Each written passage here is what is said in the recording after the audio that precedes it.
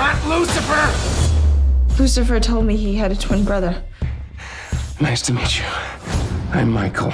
After releasing to an impressive amount of popularity back in January of 2016, Lucifer ran into some trouble, which caused it to be cancelled on the spot. But luckily for fans of the franchise, in stepped Netflix, with the streaming giant not only making the show available once more, but greenlighting for another 2 full seasons of content. Like any series that consists of any number of moving pieces, Lucifer also contains some pretty noticeable mistakes, which have made their way onto the show. So whether you're a fan of the handsome devil, or just like to hear about the various mistakes that make up our favorite shows, you've come to the right place, as we're about to take a look at some of the errors that the showrunners of Lucifer ended up missing. You're going to want to strap yourselves in for this one, as things are about to get interesting. But before we get into it, make sure to leave a like and subscribe with the notifications turned on, so you don't miss out on any of the new videos we post. Number 1. The strange decisions of the man upstairs. It might be true that religious groups have tried incredibly hard to get Lucifer struck from television for a number of years now, due to its comedic portrayal of the devil himself, and there's no doubt that God actually plays a pretty big role in the series. While followers of organized religions like Christianity view God as an omnipotent being that resides outside of both time and space, writing a character like that is incredibly difficult. It basically means that this character can't make any mistakes on account of him being the epitome of perfection.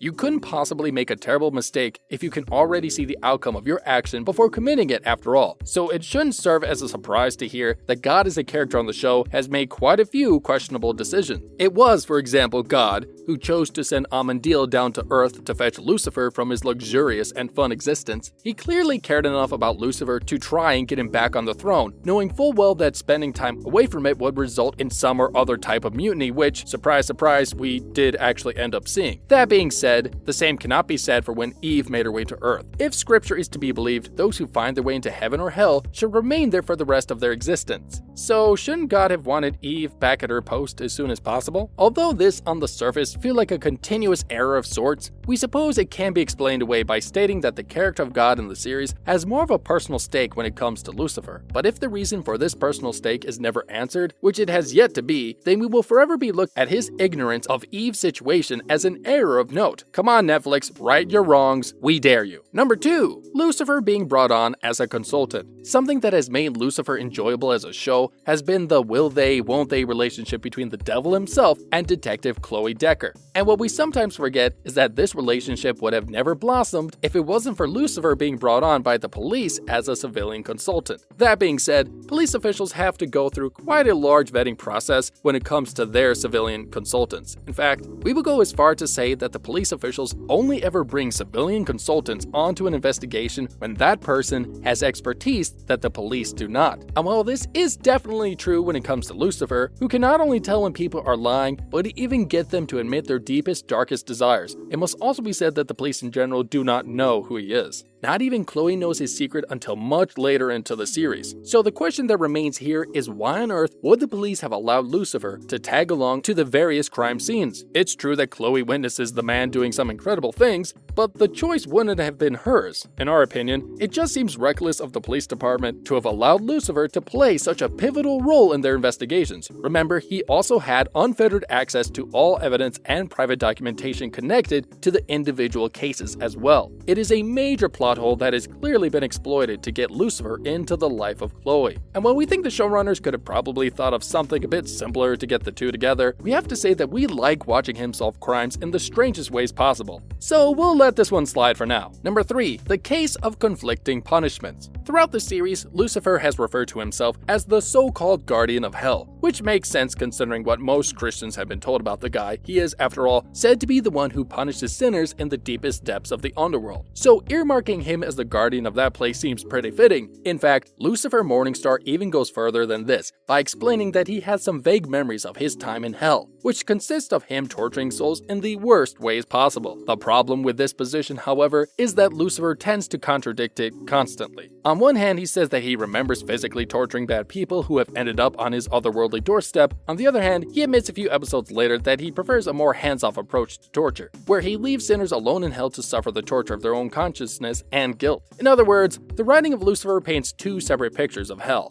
In the first, we have the devil actually torturing people, while the second shows the devil watching as people torture themselves. Since most of the story takes place on Earth though, we'll probably never know for sure what the true state of affairs in the underworld is, but there's no doubt that the idea was conflated due to those few lines of choice dialogue. Number 4. Evidence of green screening. Since Lucifer is a supernatural fantasy show, fans knew from the first pilot episode that it would be filled with all sorts of virtual effects. The series deals with everything from transformations to workable angelic wings, after all, so of course the VFX department would need to feature at some point or another. The editors and virtual effects artists of the show have done all they could with the budget they were originally given. That being said, there are still quite a few instances of obvious green screening when it comes to the runtime of Lucifer. Where most people are looking at the virtual effects on screen, others can catch a glimpse of a green screen in the reflection of a car window or shiny forehead of a character. And while this isn't exactly something that many people notice, we just felt like we had to mention it. Now you can try and find these moments for yourself. Number 5. Questionable police work. Earlier we made reference to the strange fact that Lucifer is able to pass himself off as a civilian consultant for the Los Angeles Police Department. Although we still believe this to be a massive plot hole, let's for 1 second accept that it isn't. If Lucifer did actually work for the police department, he should have been fired from his position or sent to jail for all the crazy things he has done over the years. Think about it. Nearly every episode Lucifer is doing something questionable which, in all fairness, seems to lead to the capture of someone bad. While this might seem like a good thing at first, it doesn't make sense in the broader scheme of things. You see, arrests need to be made according to a certain number of steps, and if anything illegal is done to capture someone, that person can easily be let off the hook based on a technicality. We would even go as far as to say that when Lucifer has done nothing illegal but has, in a sense, caused someone to be caught through some form of a trap, that person qualifies for the defense of entrapment. The same wouldn't hold true if Lucifer had nothing to do with the police department though,